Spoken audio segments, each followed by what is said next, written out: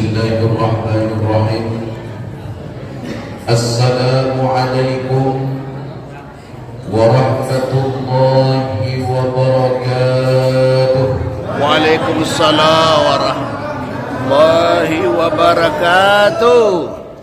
Alhamdulillahi rabbil alamin. Wa bihi nasta'in ala umuri dunya waddin.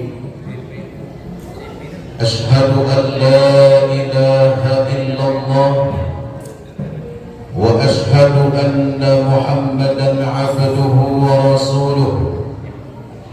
Allahumma salli wa sallim ala sayyidina Muhammad wa ala ali sayyidina Muhammad, amma ba'd. Pertama sekali puji syukur alhamdulillah, pada malam hari ini kita bisa berkumpul bersilaturahim dalam rangkaian acara yang sangat mulia, memperingati kelahiran manusia yang sangat mulia. Mudah-mudahan kita semua yang hadir khususnya mendapatkan kemuliaan dari Allah Subhanahu wa ta'ala. Kemudian salawat dan salam kepada Nabi kita Muhammad sallallahu alaihi wasallam selaku syafaat beliau yang sangat kita harapkan di hari kemudian.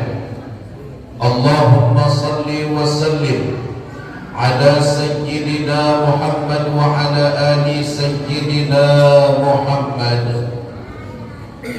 Yang sama-sama kita hormati Bapak Camat Kecamatan Muara Mulia, Bapak Zuhri SE, yang hadir pada kesempatan malam hari ini, meluangkan waktunya walaupun hari hujan, dan beliau tadi menyebutkan ada 3 undangan, tapi beliau memilih masjid kita ini Nurul Falah, Citra Palem. Mudah-mudahan Allah senantiasa memberikan keberkahan kepada beliau. Amin ya rabbal alamin. Kemudian yang saya muliakan para alim ulama, cerdik pandai, tua-tua tengganai, tokoh adat, tokoh masyarakat, para tuan-tuan guru, Bapak Imam, Khatib dan Bilal. Kemudian yang saya hormati bapak-bapak ketua RW, ketua RT yang hadir pada kesempatan malam hari ini. Dan tak lupa pula yang kita hormati bersama bapak-bapak anggota DPRD Kabupaten Batanghari yang menyempatkan hadir pada malam hari ini. Dan umumnya bapak-bapak, ibu-ibu, hadirin wal hadirat yang dirahmati oleh Allah Subhanahu wa ta'ala. Setiap tahun kita memperingati Maulid Nabi. Bahkan mungkin hadir dalam acara Maulid itu bukan hanya 1 kali, bahkan berkali-kali, antara satu tempat ke tempat yang lain, antara satu masjid ke masjid yang lain. Namun yang kita peringati, nabinya tidak akan pernah berubah. Nabi yang kita cintai adalah Nabi kita Muhammad sallallahu alaihi wasallam. Karena Bapak dan Ibu, yang termasuk paling banyak mengaku sebagai nabi itu adalah kita orang Indonesia. Bahkan beberapa tahun yang lalu ada orang yang mengaku nabi di daerah Bandung, namanya Cecep, Pak. Nama nabinya Cecep, Bu. Dan itu pun ada pengikutnya. Kalau sempat pengikutnya mengucapkan 2 kalimat syahadah, itu terdengar sangat lucu sekali. Asyhadu an la ilaha illallah wa ashhadu anna Cecep. Sedikit pun itu tidak menunjukkan nama yang memang benar-benar kekasih Allah ataupun yang diutus menjadi nabinya Allah Subhanahu wa taala. Ada lagi di daerah yang lain, di daerah Lampung mengaku nabi, namanya Suparman. Ya, nampaknya cecep dengan Suparman ini banyak orang Jawa ini, Pak. Ya, orang Jawa. Bapak Ibu hadirin sekalian yang dirahmati oleh Allah, maka pada malam hari ini kita tunjukkan rasa cinta kita kepada Nabi kita Muhammad. Kita rela dari rumah masing-masing datang ke tempat ini, walaupun hari hujan, walaupun cuacanya dingin, itu semua tidak menjadi penghalang. Malam hari ini kita tetap duduk bersama di tempat yang sangat mulia ini untuk merayakan kelahiran manusia yang mulia sebagai bentuk cinta kita kepada beliau. Lau kana bainana al-habib ladana al-qasi wal-qarib min taibatin qabla al-maghib taliban qurbal habib. Andaikan Muhammad itu masih hidup, masih ada di antara kita, ladanal qasi wal qarib, pastilah orang yang jauh, orang yang dekat, semuanya berkumpul mendekati beliau. Min thaibatin qabla al-maghib, untuk mendapatkan kebaikan serta keberkahan. Maka walaupun Nabi kita Muhammad sudah tidak ada, tapi memperingati kelahiran beliau, seolah-olah beliau hadir di depan kita, seolah-olah beliau hadir di tengah-tengah kita, dan kita menunjukkan rasa cinta kepada Nabi kita Muhammad sallallahu alaihi wasallam. Allahumma salli. Orang dulu mengatakan cinta itu datang dari mata turun ke hati. Beda kata orang sekarang, Pak. Kalau orang sekarang mengatakan dari mana datangnya cinta, dari Facebook turun ke WA. Dari mana datangnya kecewa? Pas ketemu wajahnya beda. Saat janjian di Facebook media sosial, wajahnya glowing, Pak. Iya, tapi pada saat ketemuan ternyata lebih hitam dari pantatnya kuali. Maka pada saat itu muncullah rasa kecewa. Tapi tidak semua cinta diukur dari mata turun ke hati. Kalaulah semua cinta diukur dari mata turun ke hati, maka sampai kapanpun kita tak akan pernah cinta kepada Nabi. Kenapa? Karena kita nggak pernah ketemu Nabi, kita nggak pernah duduk bersama Nabi, tidak pernah bersenda gurau bersama Nabi, tidak pernah kita berhadapan dengan Nabi kita Muhammad sallallahu alaihi wasallam. Tapi cinta kita luar biasa, karena cinta kita adalah cinta yang hakiki, yaitu cinta yang benar-benar muncul dari dalam hati kita. Kalau cintanya hanya sekedar dari mata turun ke hati, itu hanya cinta fisik. Kalau cintanya cinta fisik, ketika cantik, ketika gagah, ketika ganteng, dia cinta.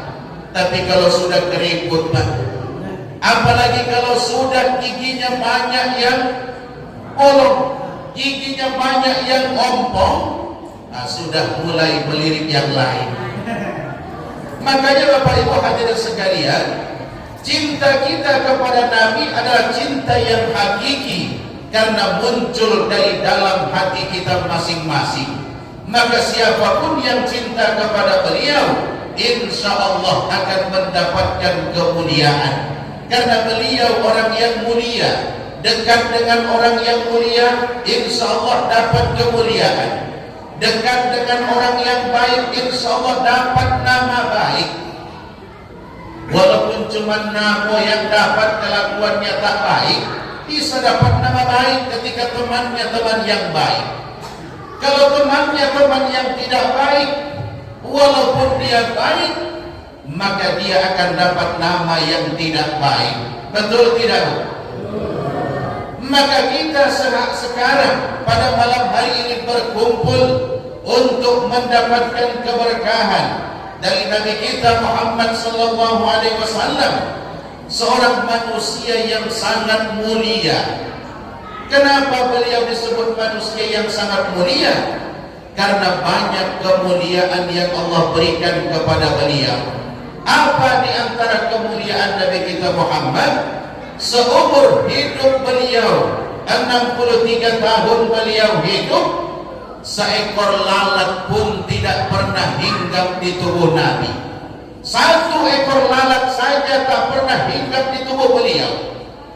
Bayangkan, 63 tahun Pak Nabi hidup, satu ekor lalat pun tak pernah hinggap.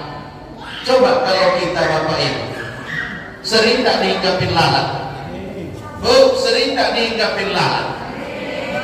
Lalat berpindah-pindah, hinggap di kening, pindah ke pipi, bahkan berkeliling-keliling lalat mengelilingi kita semuanya.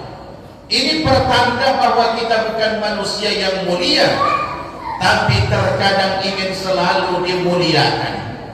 Kita manusia yang hina, makanya lalat hinggap di tubuh kita semuanya. Lalat adalah binatang yang sangat kotor, maka tempatnya juga adalah tempat yang kotor. Kalau kita manusia sering dihinggapin lalat, ini pertanda bahwa kita manusia yang hina, manusia yang kotor, karena kita tercipta dari sesuatu yang kotor dan hina. Bapak Ibu hadirin sekalian yang dirahmati oleh Allah Subhanahu wa taala. Kemudian apa lagi keutamaan Nabi kita Muhammad? Keringat Nabi kita sangat harum, bahkan harumnya melebihi harumnya minyak kasturi. Jadi Bapak Ibu, ketika Nabi semakin berkeringat, bukan semakin bau badannya, Bu. Semakin Nabi berkeringat, semakin harum tubuh beliau. Tidak sama dengan kita, Pak. Kalau kita semakin berkeringat, makin harum atau makin masam, Bu? Kalau kita makin berkeringat, bukan makin harum, tapi makin berkeringat, makin masam aromanya.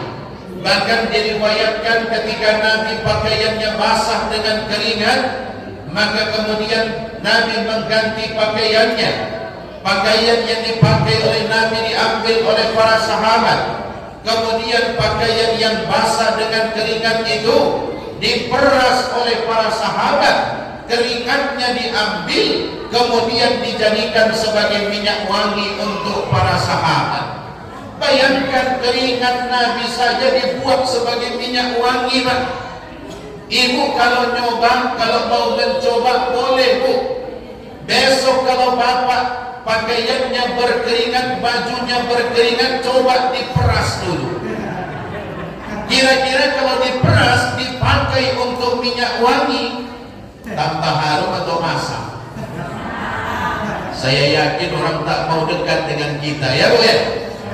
Ini menunjukkan bahwa kita bukan orang yang mulia, karena keringat kita pun tergantung terkadang dengan apa yang kita makan. Kalau makanan itu bisa menimbulkan aroma yang tak sedap, maka muncul aroma tubuh yang tak sedap juga. Maka kemuliaan Nabi kita Muhammad sallallahu alaihi wasallam sangat luar biasa. Apalagi keutamaan beliau yang lain? Seumur hidup beliau 63 tahun, tidak pernah sekalipun beliau menguap. Menguap tidak pernah beliau. 63 tahun beliau hidup, satu kali pun tak pernah beliau menguap. Kalau kita sudah datang ke tempat pengajian, mulai Pak nguap. Kalau duduk sampai ke tempat pengajian sudah mulai nguap. Tapi ketika kotak kue sampai depannya langsung segar. Nah itu gitu itu. Setiap ada pengajian mulai nguap. Dan menguap itu juga termasuk penyakit yang menular, Pak. Kalau satu nanti menguap, itu pindah nguapnya sampai nanti ke bagian semuanya. Nah, itu menguap. Nabi tidak pernah menguap, makanya Nabi hidupnya tetap semangat. Tidak pernah Nabi tidak semangat dalam hidup. Ya, soalnya kalau sudah muncul nguap, mulailah kita pun tak semangat, ya Pak ya. Nah, tak semangat lagi.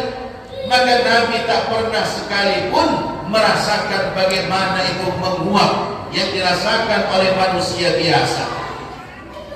Kemudian yang seterusnya, keutamaan Nabi kita Muhammad sallallahu alaihi wasallam. Air ludah beliau itu menjadi obat. Kalau ada penyakit, ada yang tergigit binatang berbisa, diludahin oleh Nabi kita Muhammad, maka langsung sembuh penyakitnya.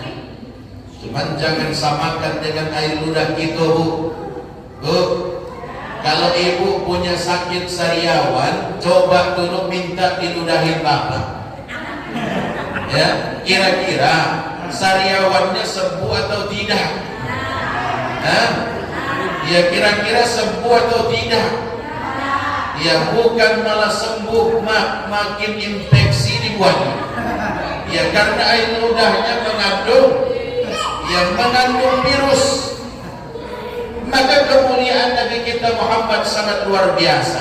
Termasuk di dalam kitab Al-Barzanji disebutkan, wa aina atis-simar wa adna syajar lil jani jannah. Ketika Nabi kita Muhammad lahir, buah-buahan pepohonan yang belum saatnya berbuah ketika itu juga dan bisa dipanen ketika itu juga. Bayangkan menyambut kedatangan beliau Nabi kita Muhammad, buah-buahan yang belum saatnya berbuah pada saat itu juga, dan langsung masak ketika itu juga. Ada gitu Pak yang lahir buah durian dekat rumah langsung berbuah. Ada buah mangga di depan rumah pada saat kita lahir langsung berbuah, ada? Tak ada. Yang ada pada saat kita lahir ayam mati, kambing mati. Ya, tidak ada seperti Nabi kita Muhammad sallallahu alaihi wasallam. Bahkan Bapak Ibu, andaikan sahabat Nabi kita Muhammad sallallahu alaihi wasallam melihat kotoran Nabi, melihat Nabi buang air kecil, itu pun akan diambil oleh para sahabat. Karena semua yang keluar dari tubuh Nabi tidak najis. Apapun yang keluar dari tubuh Nabi tidak ada satupun yang najis. Beda dengan kita manusia biasa. Maka pernah sahabat Nabi, pada saat Nabi selesai berbekam, sahabat diperintahkan untuk membuang darah hasil dari berbekamnya Nabi. Tolong buang darah ini, kata Nabi kepada sahabat. Sahabat pun pergi membawa mangkok yang berisi darah.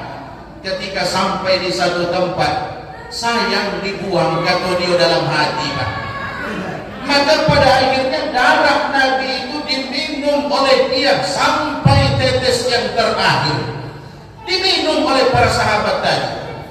Setelah dia minum, mangkoknya dia bawa ke depan Nabi. Ya Rasul, ini mangkoknya ya Rasul. Sudah kau buang darah saya? Sambil senyum dia, belum ya Rasul. Kemana kamu buat darah saya itu? Saya minum ya Rasul. Ternyata darah Nabi dia minum. Apakah Nabi marah mendengar jawaban sahabat tersebut? Nabi tidak marah Bapak Ibu. Bahkan Nabi memanggil para sahabat yang lain. Hei sahabat-sahabatku, saksikan oleh kamu semuanya, orang ini tidak akan mempan dibakar di api neraka. Karena darahku sudah mengalir pada darahnya, darahku sudah bercampur dengan tubuhnya, maka dia tidak akan bisa dibakar oleh api neraka. Sahabat itu gak mempan lagi Pak dibakar api neraka. Karena apapun bagian tubuh kita yang bersentuhan dengan tubuh Nabi itu enggak mempan dibakar api neraka. Andaikan kita hidup di masa Nabi, pernah berjabat tangan dengan Nabi, maka tangan kita yang berjabat tangan dengan beliau ini tidak akan dibakar api neraka. Jadi kalau masuk api neraka, badannya habis, tangannya hidup. Ya cuma tangannya yang hidup, karena tangan yang pernah bersentuhan. Itu merupakan keutamaan Nabi kita Muhammad sallallahu alaihi wasallam. Semua apapun yang keluar dari tubuh beliau ini tidak termasuk najis. Jadi darah beliau pun diminum oleh sahabat itu akan bermanfaat untuk sahabat itu, bahkan dia tidak akan mempan dibakar oleh api neraka. Bu, darah itu najis tidak, Bu? Darah itu najis tidak? Boleh enggak bersedekah darah, Bu? Najis boleh enggak diperjualbelikan, Pak? Najis boleh enggak disedekahkan? Najis tidak boleh diperjualbelikan. Najis tidak boleh disedekahkan kecuali satu, yaitu darah. Kalau darah boleh disedekahkan, donor darah diperbolehkan dengan maksud dan tujuan limaslahati hayatin nas, untuk kemaslahatan hidup manusia. Karena kebutuhan menyangkut nyawa manusia, walaupun itu najis boleh disedekahkan. Tapi yang jelas najis tidak boleh diperjualbeli, Pak. Najis tidak boleh diperjualbeli, tidak boleh diperjualbelikan. Kalau Bapak punya kebun mau dipupuk dengan pupuk kandang, tai ayam, tai kerbau, tai sapi, tai kambing, boleh nggak dibeli, Pak? Boleh nggak dibeli, Bu? Itu tidak boleh dijual belikan. Terus bagaimana? Sementara kita butuh untuk pupuk, boleh kita ambil, tapi akadnya bukan akad jual beli. Terus apa akadnya? Akadnya hanya sekedar upah.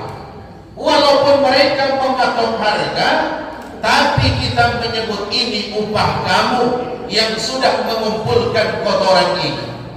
Kalau akadnya dibuat upah, maka itu diperbolehkan. Tapi kalau akadnya jual beli, tidak, akad jual beli tidak boleh, karena najis tidak boleh diperjualbelikan. Memakan najis juga tidak boleh. Maka di dalam Al-Quran Allah sebutkan, hurrimat alaikumul maitatu, diharamkan bagi kamu memakan bangkai, karena bangkai itu hukumnya najis. Tahu bangkai, Pak? Bangkai itu bukan berarti binatang yang sudah membusuk, tidak, Pak. Bangkai adalah binatang yang tidak disembelih, yang matinya tidak disembelih sesuai dengan syariat Islam. Itu namanya bangkai. Kalau Bapak punya kerbau, mati kerbaunya, walaupun 3 ekor sekaligus yang mati, boleh nggak dijual dagingnya, Pak? Boleh nggak dimakan dagingnya? Tidak boleh. Memakan itu sama dengan memakan bangkai. Waduh, sayang nian, 3 ekor kerbau mati, udahlah saya sembelih bela, bawa ke pasar. Orang tak tahu nanti apakah dagingnya itu hasil dari binatang yang disembelih ataukah hasil dari binatang yang sudah mati. Orang tak tahu. Memang orang tidak tahu, tapi Allah Maha tahu. Maka terkadang Bapak Ibu pedagang-pedagang yang curang, ketika ayamnya mati 100-an lebih, sayang dibuang, maka akhirnya mereka sembelih dan kemudian dijual ke pasaran-pasaran. Dan ini adalah perbuatan yang sangat keji, perbuatan dosa yang sangat besar. Bapak Ibu hadirin sekalian yang dirahmati oleh Allah Subhanahu wa taala, maka haram memakan bangkai karena bangkai itu najis. Wadamu, kemudian memakan darah. Wah, tak mungkin lah Ustaz saya makan darah, kata dia. Yang mana tahu, karena Bapak Ibu terkadang ada orang yang menyembelih ayam pun darahnya itu ditampung. Setelah darahnya ditampung, kemudian darah itu digoreng. Karena kalau sudah digoreng, itu modelnya seperti hati, Pak. Ada yang memakannya juga, maka memakan darah walaupun dari binatang yang halal dimakan, itu hukumnya haram, tidak diperbolehkan sama sekali, kecuali telur. Kalau telur itu hukumnya semua halal, semua telur itu hukumnya halal. Semua telur itu hukumnya halal, ya. Telur apapun itu hukumnya halal dimakan, tapi belum tentu yang menelurkan halal dimakan. Ya, contoh, biawak haram dimakan, telurnya kalau ibu ketemu telur biawak, tidak apa-apa bu, ambil, ya. Mau dimasak, mau didadar, mau diceplok, silahkan. Setelah ibu ceplokin, ibu dadarin, ajak suami makan bu. Sudah selesai baru ngomong kalau itu telur biawak. Telur buaya halal, tapi buayanya haram untuk dimakan. Jadi tidak semua yang menelurkan halal dimakan. Tapi kalau telurnya halal, telur penyu halal. Karena para ulama mengatakan semua telur itu dihukumkan suci. Ma lam yu'lam dararuhu. Yang tidak boleh dimakan, tidak boleh dikonsumsi adalah telur yang sudah diyakini bisa mendatangkan kemudaratan. Ya, contoh telur ular kobra.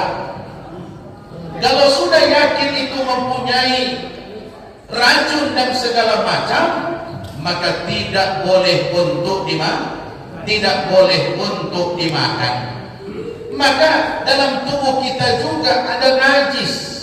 Tapi najis dalam tubuh kita ini dianggap najis kalau sudah keluar.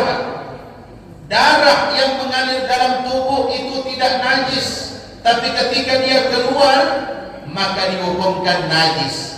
Maka tidak boleh pada saat tangan kita terluka atau bagian tubuh kita terluka, kemudian kita hisap. Ada juga terkadang yang model itu, Pak. Saat tangan terluka dihisap, diminum juga. Ya, apa hukum meminum darah yang keluar dari bekas luka itu? Itu hukumnya haram, tak boleh. Karena itu adalah najis. Boleh kita hisap, tapi kemudian dibuang. Tapi kalau ditelan itu tidak boleh. Kotoran yang ada di perut kita sebelum keluar itu tidak najis, tapi ketika sudah keluar barulah dihukumkan najis. Tapi ada satu yang keluar dari tubuh kita, air yang sangat hina. Walaupun air itu sangat hina, sangat rendah, tapi hukumnya adalah suci. Tapi andaikan itu keluar, maka kita semuanya wajib mandi. Air mandi itu tidak najis, Bapak Ibu.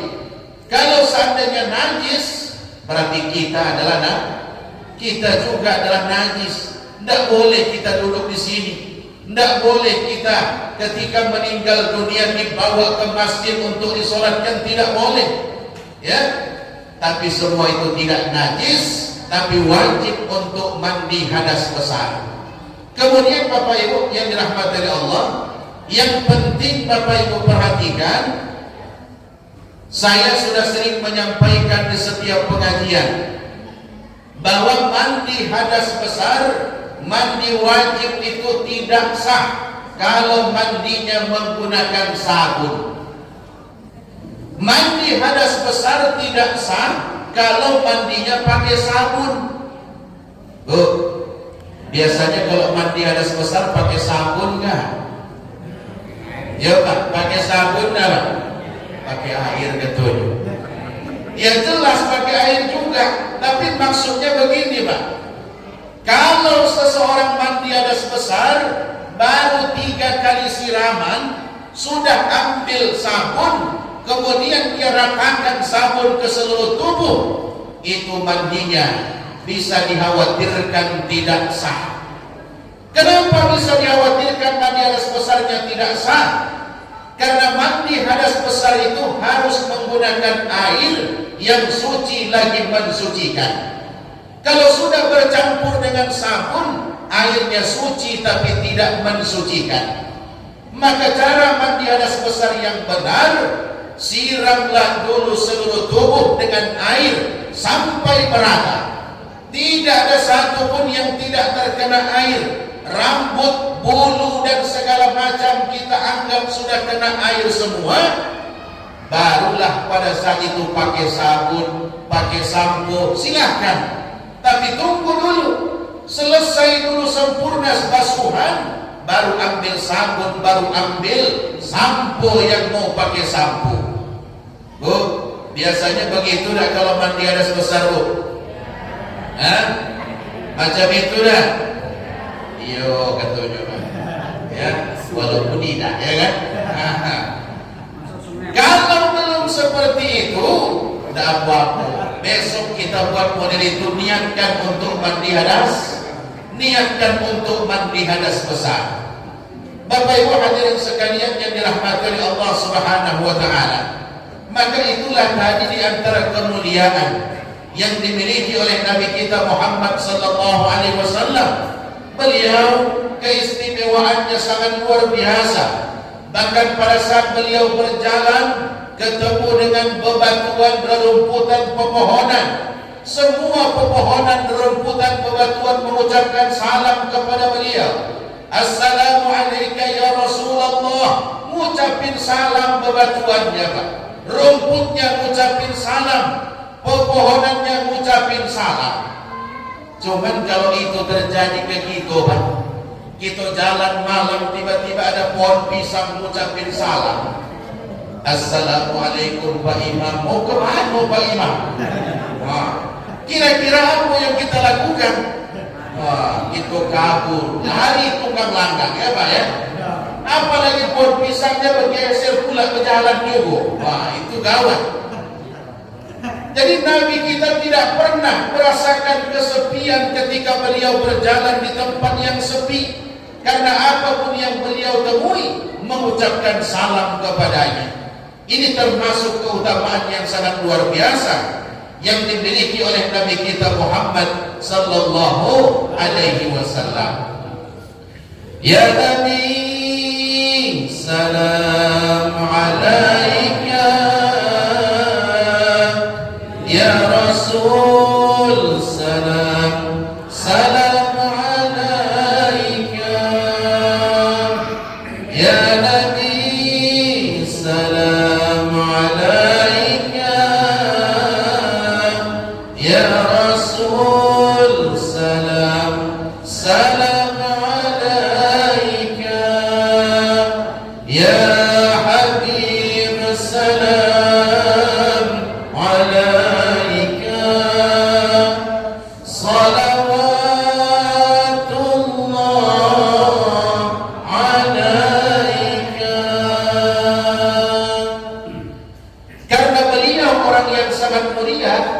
Maka wajar di dalam Al-Quran Allah sebutkan, laqad kana lakum fi rasulillahi uswatun hasanah. Di dalam diri Rasul itu benar-benar ada uswatun hasanah, contoh yang baik, suri tauladan yang baik. Apapun yang keluar dari Nabi semuanya baik, apapun yang diucapkan Nabi semuanya baik. Karena Nabi tidak pernah berbohong satu kali pun. Maka Bapak Ibu hadirin sekalian yang dirahmati oleh Allah, Nabi pernah mengajarkan kepada kita, kalau kamu makan, maka makanlah menggunakan 3 jari, kata beliau. Jadi sunnah Nabi, Pak, kalau makan pakai 3 jari, Pak. Ibu jari, jari telunjuk, kemudian jari tengah. Ini yang kita gunakan untuk makan. Namun kalau yang kita makan itu gulainya, lauknya, lauk sop, kuahnya banyak, Tidak usahlah pakai 3 jari. Ya, tidak habis-habis nanti nasinya, Pak, sulit ngambilnya. Kalau lauknya sambal mungkin bisalah kita buat pakai 3 jari. Kenapa Nabi makannya pakai 3 jari? Karena yang beliau makan adalah kurma dan roti. Kalau kurma dan roti mudah diambil pakai 3 jari. Andaikan Nabi saat itu makan nasi mungkin pakai 5 jari juga. Ya. Tapi karena beliau tidak memakan nasi, beliau makan roti, kemudian beliau makan kurma, maka mengambilnya menggunakan 3 jari. Tapi tidak apa-apa, sesekali kita amalkan sunnahnya Nabi. Ketika lauknya bisa digunakan memakannya menggunakan 3 jari, kita pakai dengan 3 jari. Niatnya mengikuti sunnahnya Nabi Sallallahu Alaihi Wasallam.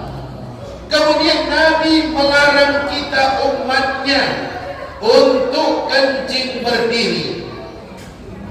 Ya, ini biasa. Yang banyak kencing berdiri bapak-bapak atau ibu-ibu, Bu? Bu, bapak-bapak atau ibu-ibu? Kalau ibu-ibu ada dah. Hah? Ada dah kalau ibu-ibu? Ndak, yo. Itu biasa digawe oleh bapak-bapak. Apalagi kalau di luar rumah atau sedang dalam perjalanan, berhenti tengah jalan, di balik mobil itulah dibuang. Kalau ketemu pohon di situ pula lah dia buang. Ya, ada semak-semak di situ pula lah dia buang. Itu laki-laki mayoritas. Habis dia buang air kecil, tidak lagi beristinja, tidak dibersihkan lagi. Maka wajar kata Nabi, tanazzahu minal baul, bersihkanlah ketika kamu buang air kecil. Fa inna ammata adabil qabri minhu, karena mayoritas siksa kubur muncul dari buang air kecil yang tidak dibersihkan. Bapak Ibu, terutama kaum bapak, kalau buang air kecil tak dibersihkan, ada sisa air kencing yang menetes ke pakaian, maka pakaian itu tak boleh lagi dibawa sholat. Kalau masih pakaian itu dibawa sholat, maka sholatnya tidak sah. Terutama kaum ibu. Kaum ibu setiap mau melaksanakan sholat dianjurkan untuk beristinja. Kenapa Bapak Ibu? Karena perempuan ini banyak cairan yang keluar dari kemaluannya, maka setiap mau sholat dianjurkan untuk beristinja, membersihkan semuanya supaya tidak ada keraguan di dalamnya. Bapak Ibu hadirin sekalian yang dirahmati oleh Allah Subhanahu wa taala. Maka larangan Nabi ini walaupun tidak sampai haram, tapi merupakan satu hal yang tidak disenangi, satu kemakruhan yang harus kita hindari. Kemudian apalagi yang diajarkan oleh Nabi kita Muhammad, termasuk Nabi mengajarkan kepada kita, kalau makan dan minum juga tidak boleh berdiri. Bu, biasanya kalau ibu masak di dapur kemudian haus, ngambil minumnya berdiri atau duduk, Bu? Jujur anda ibu-ibu, ketika haus, ketika masak di dapur ngambil minum, langsunglah minum berdiri. Bu, ya, jangan lagi dibiasakan. Kita juga yang kaum bapak model itu juga, walaupun sedang di tengah jalan, sedang bekerja atau sedang dimanapun, ketika minum, kalau tak bisa duduk minimal jongkok ketika kita duduk, ketika kita minum, ya. Jangan pada saat itu kita minumnya dalam keadaan berdiri. Itu merupakan satu yang dimakruhkan, satu hal yang tidak disenangi. Bapak Ibu hadirin sekalian yang dirahmati oleh Allah. Kemudian Nabi kita Muhammad sallallahu alaihi wasallam mengajarkan kita akhlakul karimah, mengajarkan kita etika yang baik. wa ma bu'ithu innama bu'ithu liutammima makarimal akhlak. Aku diutus, kata beliau, untuk menyempurnakan akhlak manusia. Maka apapun yang kita lakukan Bapak Ibu, jangan sampai kelakuan kita itu membuat kita malu seumur hidup. Contoh, ada satu kisah Bu, kisah seorang wanita, seorang istri yang diberikan surprise oleh suaminya, diberikan kejutan oleh suaminya. Ibu-ibu pernah nggak diberikan kejutan oleh suami? Pernah nggak diberikan hadiah oleh suaminya? Wah, tak pernah. Ya, tak pernah dikasih kejutan katanya. Ada seorang wanita yang diberikan kejutan oleh suaminya, tapi kejutan itu diberikan dengan syarat mata istrinya harus ditutup terlebih dahulu. Tak boleh nampak, namanya surprise. Ketika mata istrinya ditutup, dibawalah istrinya ke satu tempat. Istrinya mengira kalau itu adalah rumah mereka sendiri. Dikirain dibawa balik ke rumah, Pak. Ketika sampai di rumah, perutnya sakit dan kemudian dia merasa ingin buang angin. Namanya yang baru-baru nikah, Bu, biasanya buang angin pun tak mau di depan suaminya itu. Itu kalau yang masih baru-baru. Tapi kalau sudah lama nikahnya, berdentum-dentum pun depan suami tak masalah itu. Itu tandanya sudah lama usia pernikahannya. Kalau masih baru tak boleh itu, ditahan-tahan, malu dengan suaminya. Ini pun karena pernikahannya masih baru, dia tahan-tahan, dia perintahkan suaminya menjauh. Bang, boleh dah ambilkan saya air minum? Saya haus bang, kata dia. Tujuannya supaya suaminya pergi. Pergilah suaminya ke dapur ngambil minum. Ketika suaminya pergi ke dapur ngambil minum, maka dia pun mulailah mendentum-dentum Pak di tempat itu. Ya, ketika suaminya datang, nih air minumnya. Saat dia minum air tersebut, ternyata perutnya masih juga melilit-lilit. Waduh, masih juga nak keluar, kata dia. Bang, boleh tidak air ini dikasih gula, kata istrinya. Oh boleh, siap, sini biar saya kasih gula. Maka berangkat suami ke dapur ngambil gula. Ketika suami pergi ke dapur ngambil gula, dia pun mulai lagi mendentum-dentum yang kesekian kalinya. Ketika suaminya datang, dia minum dan perut pun sudah aman. Maka waktunya kejutan ditunjukkan kepada istrinya. Ketika mata dibuka Bapak Ibu, alangkah terkejutnya wanita itu. Ternyata di depannya sudah ramai sekali orang.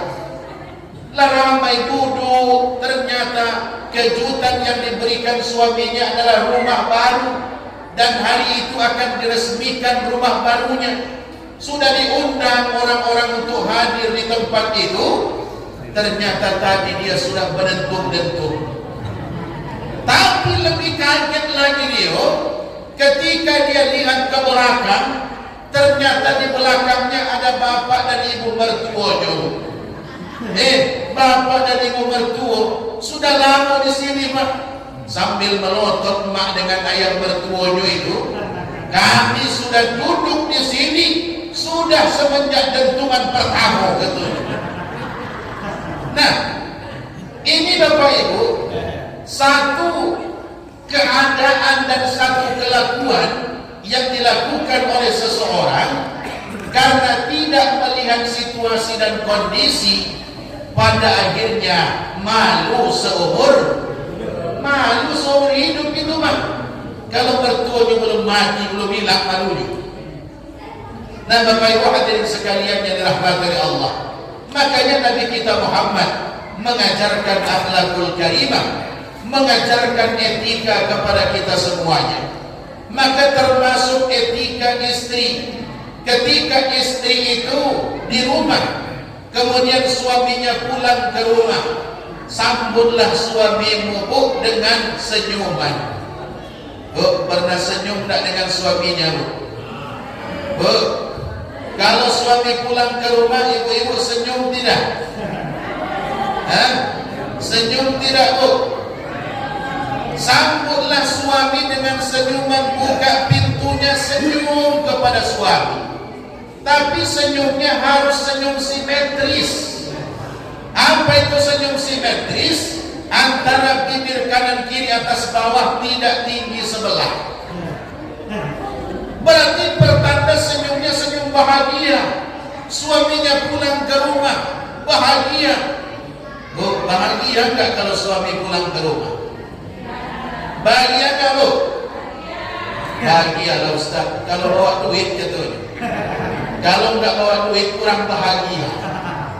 Bu, kalau ada 2 orang, satu orang gajinya 1 juta 1 bulan, dan satu orang 50 juta 1 orang, 50 juta gajinya 1 bulan.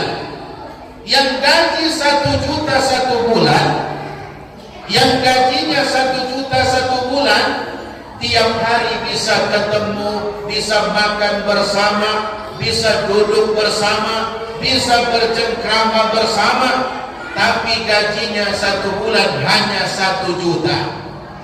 Yang kedua, gajinya 1 bulan 50 juta rupiah, tapi ketemunya setahun sekali.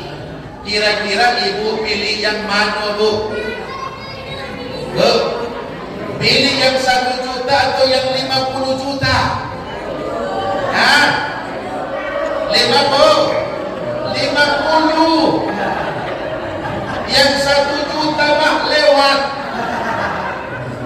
Biarlah Ustaz 1 tahun sekali ketemunya, yang penting duitnya lancar katanya. Ngapain tiap hari dia di rumah duit nggak lancar? Bu, 50 juta. Yang kedua, kalau ada 2 orang laki-laki, satu anak muda tampan tapi miskin, yang kedua kakek-kakek tapi kaya raya, pilih mana? Pilih kakek-kakek. Biarlah kakek-kakek katanya. Ya, yang penting kaya raya daripada muda tampan tapi miskin. Tak ada gunanya kata dia. Maka Bapak Ibu, yang tampan itu kalah dibuat orang yang bercuan. Kalau ada cuannya, yang tampan itu kalah. Walaupun sudah kakek-kakek itu terdepan. Semangat kakek-kakek. Yang penting kuncinya kantong berisi ya Pak ya. Kantong tak berisi, kakek-kakek pun gak dipedulikan orang. Nah, makanya Bapak Ibu hadirin sekalian, kunci untuk bahagia itu tidak jauh-jauh, harus ada rasa syukur di dalam, harus ada rasa syukur. Bagaimana Ustaz rasa syukur itu? Orang yang bersyukur tidak akan pernah membanding-bandingkan apa yang mereka miliki dengan orang lain. Punya suami bersyukur, jangan bandingin suamimu dengan orang lain. Pak, tengoklah tetangga kita Tuhan. Cobalah papa model itu. Dia banding-bandingkan pula dengan suami tetangganya. Ini tandanya tidak bersyukur mempunyai suami.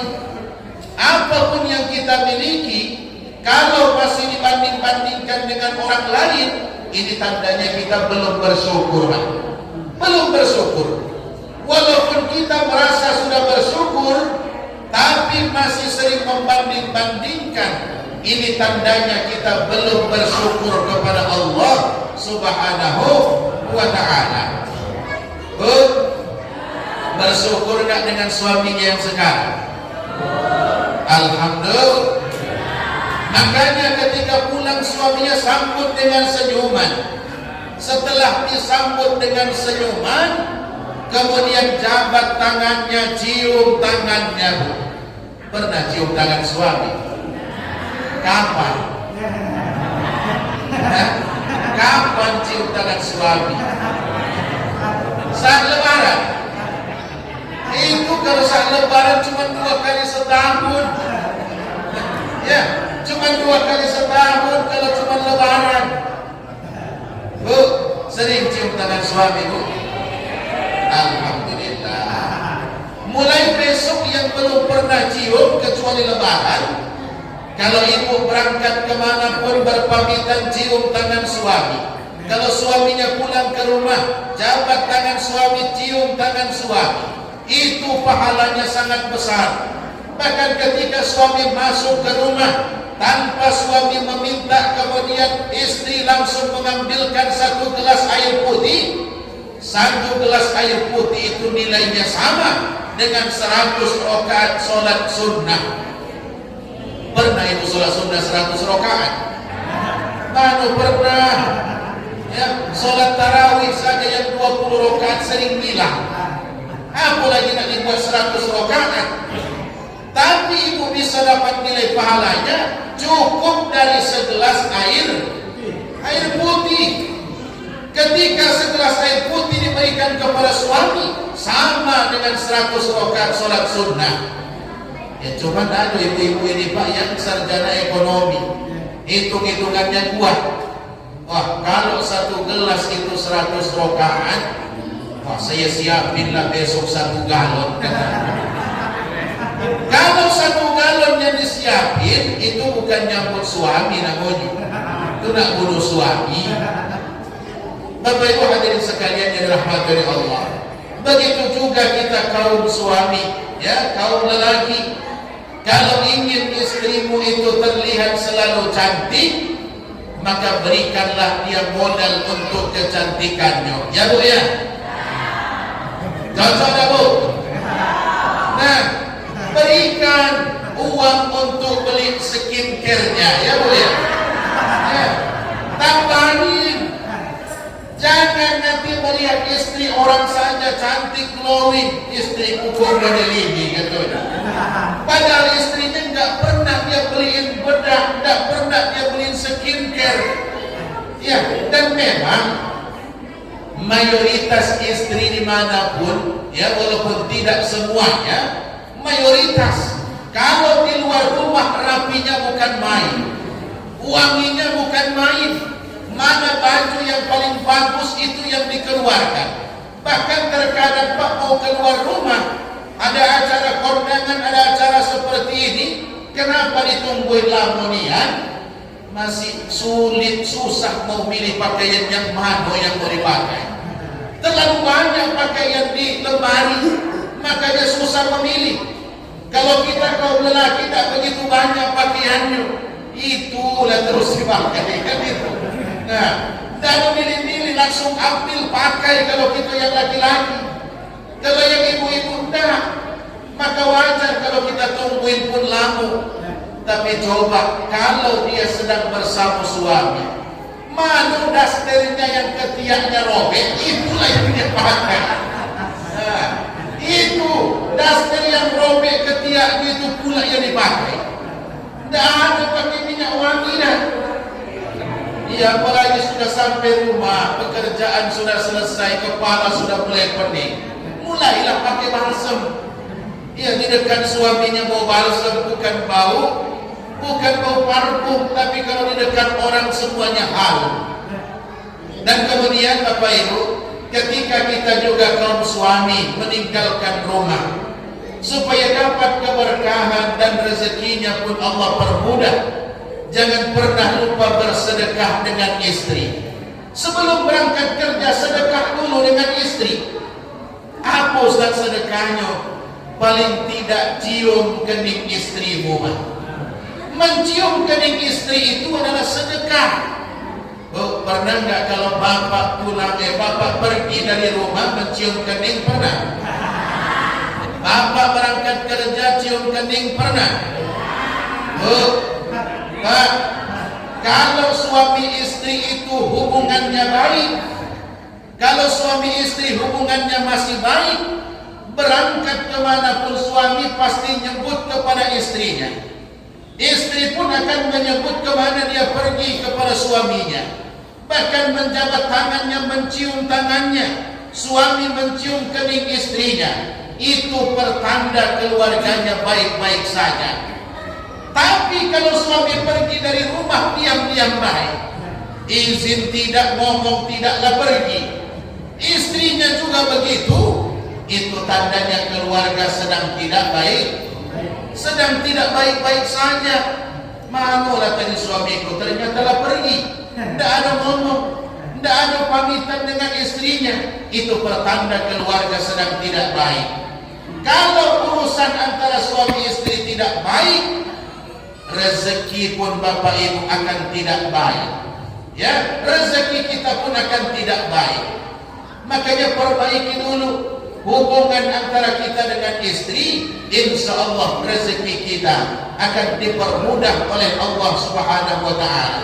Kalau hati istri kita buat senang, insya Allah rezeki akan mengalir bagaikan hujan yang turun.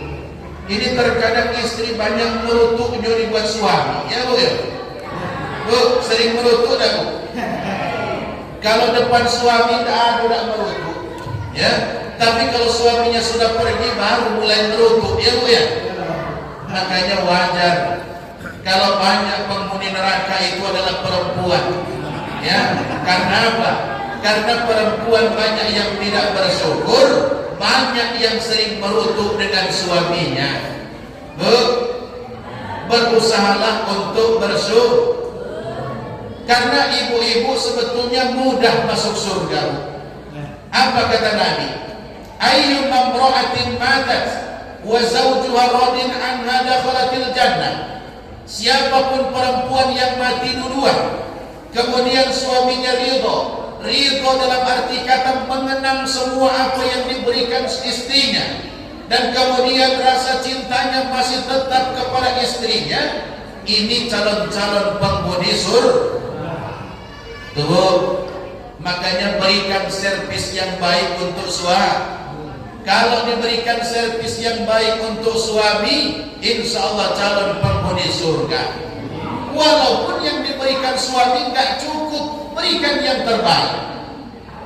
Tapi kalau seandainya ibu yang mati duluan, tiba-tiba dilihat oleh bapak, oh ternyata sudah mati, kata dia, maka dia masuk ke kamar, suami masuk ke kamar, kemudian ngomong merdeka, katanya. Kalau yang model ini pertanda bukan masuk surga ini tuh. Ya. Merdeka sayo, yes kata bapak cuma. Ya. Tak ada lagi yang merutuk manjang, tak ada lagi yang cerewet ngomel terus setiap hari, kata dia. Tapi walaupun begitu Bapak Ibu, ya, kita diajarkan oleh Nabi kita untuk menghargai apa yang sudah dibuat oleh istri kita. Karena perempuan itu Pak adalah pendekar yang mempunyai jurus tangan 1000 bayangan. Ya, itu perempuan itu punya jurus tangan 1000 bayangan. Walaupun terkadang kita anggap pulang ke rumah, apalah yang dibuat oleh istriku ini, tapi sudah banyak yang dibuatnya, Pak. Ya, dibandingkan kita suami, lebih banyak yang mereka lakukan di dalam rumah. Makanya itu perlu untuk kita syukuri kepada Allah Subhanahu wa Ta'ala. Ketika kita hubungannya baik dengan istri, baik dengan suami, insya Allah rezekinya akan dipermudah oleh Allah Subhanahu. Walaupun semua rezeki sudah diatur, ada takaran setiap rezeki yang Allah berikan kepada kita. Yang miskin takdirnya gak akan pernah kaya.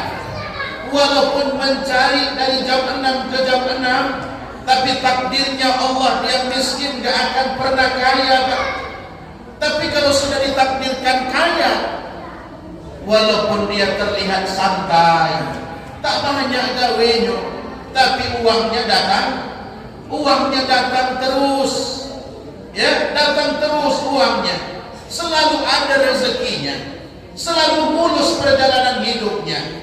Beruntunglah sian, ada beruntungnya terus, walaupun umpama gagal ya dalam satu hal, tapi ternyata dipanggil untuk menggantikan yang lain dan segala macam. Ini rezeki sudah Allah atur. Ya, cuman sampai sekarang belum ada kita yang doanya menolak rezeki, ya Pak ya. Karena ada satu doa yang diajarkan oleh Nabi kita, Pak. Walaupun ini datangnya dari Nabi, saya yakin kita semua nggak akan berani berdoa dengan doa Nabi. Apa doa Nabi tersebut? Allahumma ahyini miskinan wahsyurni fi zumratil masakin, kata Nabi. Ya Allah, hidupkanlah aku menjadi orang miskin, kata Nabi, Pak. Wahsyurni fi zumratil masakin, dan kumpulkan aku bersama dengan orang-orang miskin. Coba ada tak yang berani berdoa dengan doa ini? Saya yakin walaupun Pak Imam berdoa di masjid, jamaahnya pasti diam, tidak ada yang berani mengaminkan. Ya, doanya minta miskin. Aduh, kita setiap berdoa minta miskin, Pak. Mintanya apa, Bu? Mintanya rezekinya rezekinya banyak, rezekinya luas. Itu yang kita minta setiap saat. Tapi jangan salah minta.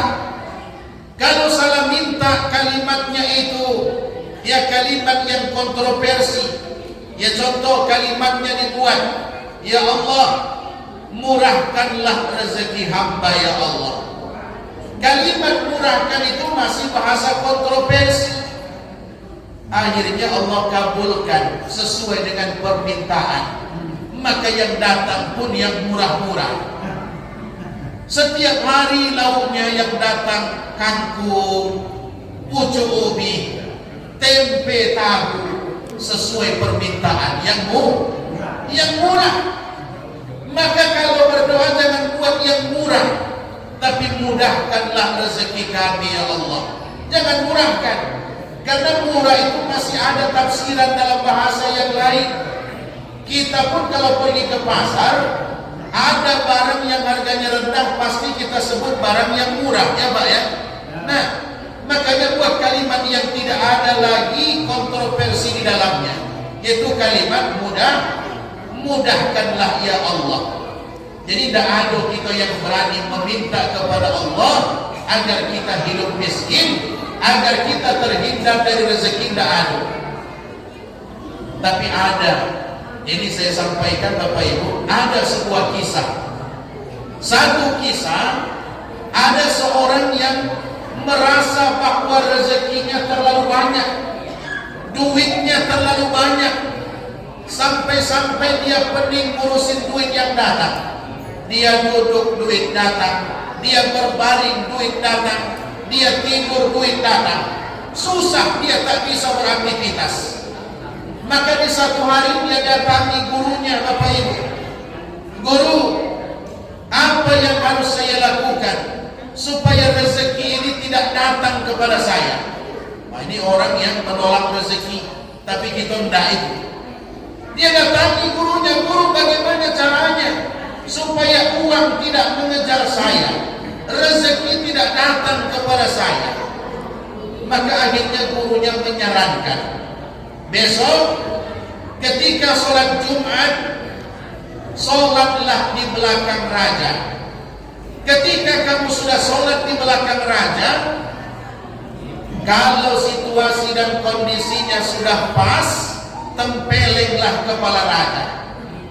Kalau kau nanti menempeleng kepala raja, kamu pukul kepala raja, maka otomatis kamu masuk penjara.